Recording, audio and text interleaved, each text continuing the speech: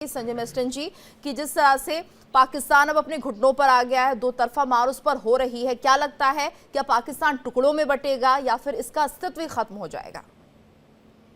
बिल्कुल। जो अभी हालात हैं, जो टीटीपी बलूच आर्मी और ये जितने भी अटैक्स हो रहे हैं पाकिस्तान की सेना पे, जाहिर है, और पाकिस्तान की जिस प्रकार इकोनॉमी है, जाहिर है। देखिए, सबसे बड़ी चीज़ ये है कि आपने शायद एक स्टेटमेंट दिया था कि आप पाकिस्तान भी अफगानिस्तान के जैसे हो जाएगा। नहीं, अफगानिस्तान में फ़र्क है। अफगानिस्तान एक वो देश है जो आज तक बिल्कुल यूनाइटेड है और वो कभी बिल्कुल बट ही नहीं सकता है। पाकिस्तान वो देश है जो खड़ाई के उसका तो जो बुनियाद है जी। वो किस आधार पे हुई थी, उसकी तो कोई हिस्ट्री नहीं है, कोई कल्चर नहीं है, कोई कुछ नहीं है। वो देश जो खड़ा हुआ था, जो अंग्रेजों ने खड़ा किया था भारत के एक हिस्सा लेके, तो उनका तो कोई आधार ही नहीं है। और क्योंकि उनकी फाउंडेशन ही नहीं है और जिस प्रकार उनकी हरकतें थे, पाकिस्तान टेररिज्म एक स्टेट पॉलिसी चलाता था, तो अब मेरे को लगता है कि वक्त आ गया है, पाकिस्तान टुकड़ों में बटेगा, कोई शक नहीं है। नंबर एक, पूरे पश्तून का रिवाइवलिज्म हो चुका है। पश्तून मतलब आपको पता है ड्यूरेंट लाइन के दोनों तरफ है। खैबर पख्तूनवा जो पुराना फाटा भी अभी खैबर पख्तूनवा में है, और ये जितना पख्तिका कोस्ट और पख्तिया, ये जितने भी इलाके हैं अफगानिस्तान के, दोनों तरफ पश्तून है।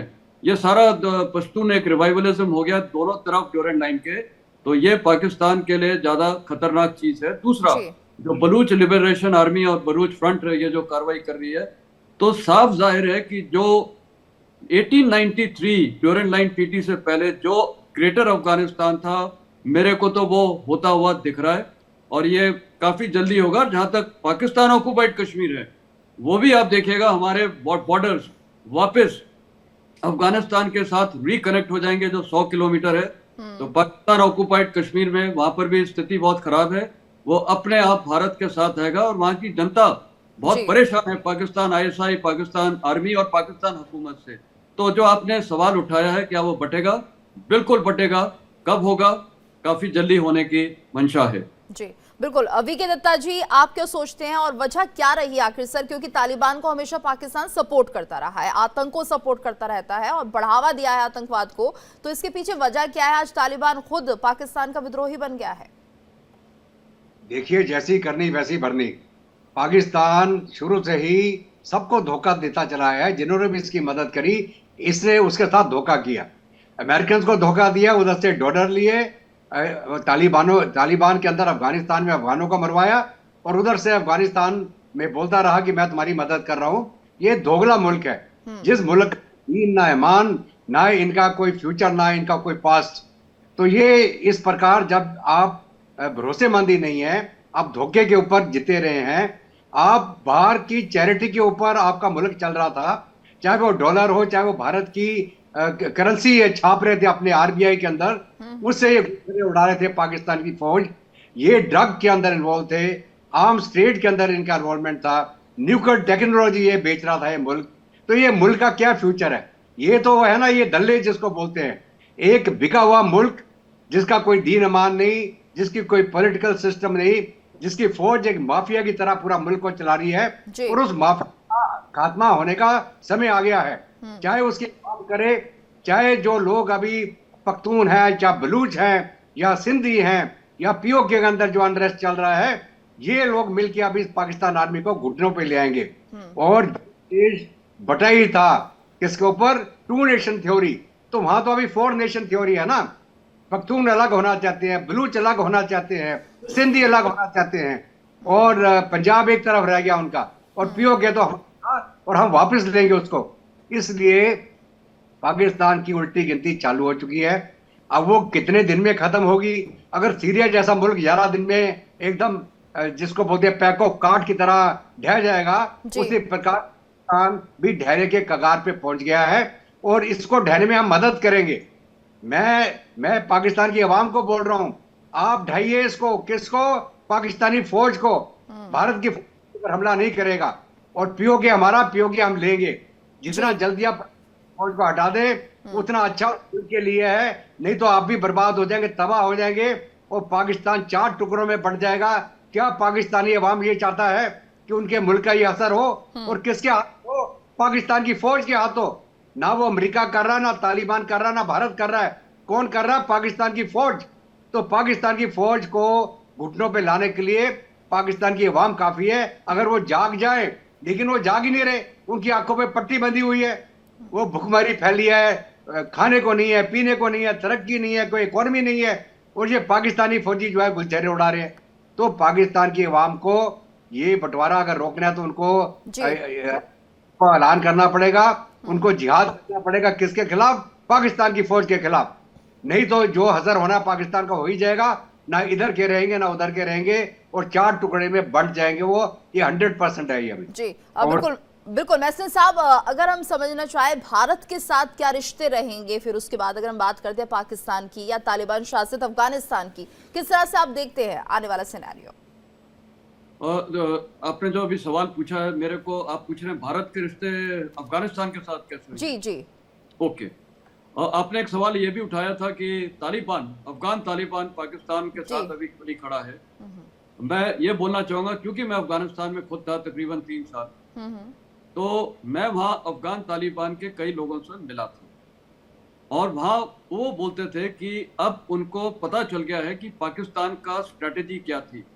पाकिस्तान की यह स्ट्रेटेजी थी कि उनकी सबसे बड़ी कमजोरी पाकिस्तान की है ड्यूरेंट लाइन, और उनको पता है जिस दिन ये पश्तून यूनाइट हो जाए तो वहां पर तहलका मच जाएगा, और इसीलिए पाकिस्तान की स्ट्रेटेजी में उन्होंने ये काम किया कि वहां पश्तूनों को एक दूसरे के खिलाफ लड़ाएं, पश्तून का ध्यान डाइवर्ट करें इंटरनेशनल टेररिज्म में, स्टेट ग्रोन टेररिज्म में। पाकिस्तान के ये सारे टेररिस्ट बन गए थे। और उसके बाद अफगान तालिबान मेरे को बोलते थे उनको रियलाइज हो गया है, उनको यकीन हो गया कि पाकिस्तान उनको मैनिपुलेट कर रहा था, एक्सप्लॉइट कर रहा था, आपस में भिड़वा रहा था, और इसीलिए मैंने आपको पहले स्टेटमेंट में बोला था अब पश्तून रिवाइवलिज्म शुरू हो गया है, जो पाकिस्तान के लिए अब खतरे की घंटी है। तो अफगान तालिबान को पता था कि ये हमें एक्सप्लॉइट या मैनिपुलेट कर रहे हैं। दूसरा, भारत का अभी क्या रोल रहेगा, रिश्ते कैसे रहेंगे? देखिए, भारत का एक ऐतिहासिक रिश्ता है अफगानिस्तान के साथ, अफगान की जनता के साथ। और मैं आपको बता रहा हूँ, वहाँ चाहे वो तालिबान हो चाहे कोई भी हो, वो सब भारत को वो सबसे ज्यादा इज्जत देते हैं, प्यार करते हैं, भारत को नंबर 1 देश मानते हैं। और मैं वहाँ कितने अमेरिकन के साथ 52 देश थे, उनके साथ इंटरेक्ट करता था, वो भी ये बोलते थे, मैंने खुद देखा। और सबसे जो नफरत थी वो पाकिस्तान के साथ थी, जबकि आप देख लिए वो इस्लामिक स्टेट है। मेरे को ये भी याद है जब मैं वहां से कई अफगान लेके आया था जो भारतीय ट्रेनिंग एकेडमी में उनकी ट्रेनिंग हमने की थी 70 से, वो अक्षरधाम मंदिर में गए थे, हनुमान टेम्पल में गए थे दिल्ली में। आप ये देख लिए कि वहां पर उनमें कट्टरपन नहीं है, ये कट्टरपन पाकिस्तान लेके आया धर्म के रास्ते। तो कहने का मतलब है भारत के लिए वहां पर अच्छी स्थिति है, भारत को तमाम अफगानिस्तान चाहता है, अफगान के लोग, चाहे वो पश्तून हो, चाहे तजिक हो, चाहे हजारा हो, चाहे उज़्बेक हो। और इसीलिए अफगानिस्तान वो देश है, वो टूट ही नहीं सकता कभी, वो वहां पर मैंने देखा है। तो कहने का मतलब भारत ने जो अभी पहल की है, हमने पश्तून के साथ, जो अफगान तालिबान के साथ अभी वर्किंग रिलेशनशिप की है। दूसरा, जो नेशनल रेजिस्टेंस फ्रंट है उसके साथ भी हमारे वर्किंग रिलेशनशिप है, जो आपको पता है, जो असफाई नदर्न अलायंस था।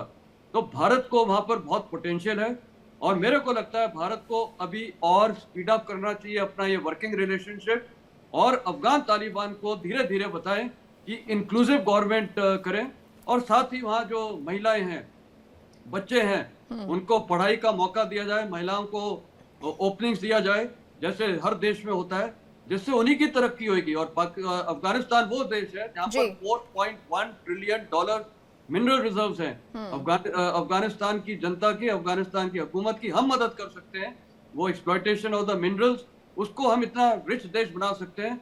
भारत के अंदर सब कुछ है, और हमें जो वो प्यार करते हैं, हमें जो मानते हैं, मेरे ख्याल भारत के लिए आज विन विन सिचुएशन है, इससे अच्छी सिचुएशन हो ही नहीं सकती है। और मैं एज अ मिलिट्री मैन भी बोलना चाहूंगा कि पाकिस्तान आज एक और स्ट्रैटेजी चलाता है भारत के खिलाफ, ये कितने फ्रंट्स खोलता रहता है, बांग्लादेश फ्रंट खुलवा रहा है, अफगान, ये चाइना फ्रंट, जितने भी फ्रंट्स है, वो नेपाल फ्रंट से इन्फिल्ट्रेशन कराता है। भारत को भी अब एक नया फ्रंट खोलना पड़ेगा अफगानिस्तान के जरिए, और पाकिस्तान को जो पीछे से, वहां से अभी हमारे पास मिलिट्री ऑप्शंस होने चाहिए। मैं जब अफगानिस्तान से आ रहा था, मेरे को याद है वापस भारत अपनी डिवीजन कमांड करने फिरोजपुर में, मेरे को अफगान पश्तून बोलते थे, जनरल साहब आप यहाँ से हमला करो, हम वहां से करेंगे, इस देश को खत्म करना है।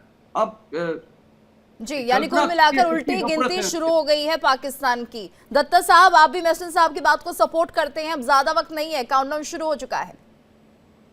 बिल्कुल, देखिए ऐसा है कि हम दोनों फौजी हैं।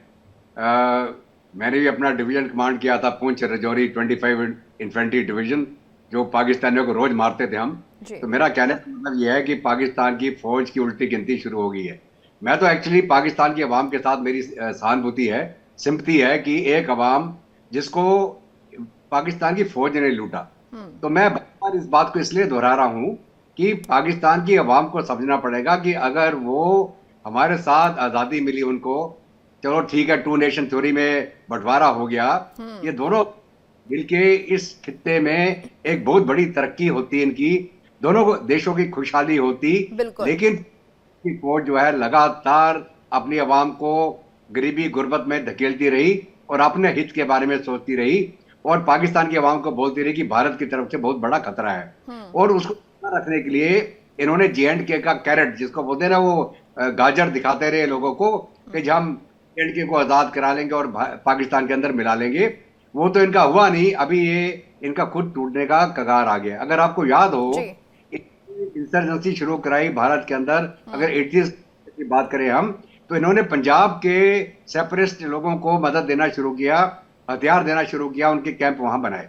क्या भारत की फौज ने उसको काबू कर दिया, तो इन्होंने उसी समय फिर J&K के अंदर कार्रवाई चालू करा दी और J&K के अंदर मिलिटेंसी पैदा करी।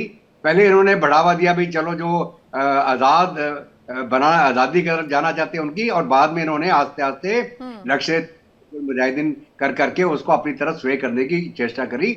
और लगातार वो 1980 एंड से लेके आज तक ये J&K के अंदर लगे रहे। भारत के अंदर इन्होंने अलग-अलग उग्रवादी और टेररिस्ट अटैक कराए और इनका डॉक्ट्रिन बिल्कुल, यानी दत्ता साहब ये माना जाए जो फंड इन्हें अपने देश की तरक्की के लिए इस्तेमाल करना था वो उन्होंने आतंकवाद पर खर्च किया और आज वो आतंकवाद इन्हें ही खत्म करने वाला है। यानी ज्यादा वक्त अब पाकिस्तान के पास नहीं है, जो बीज उन्होंने बोया है वो पेड़ वो काटने वाला है।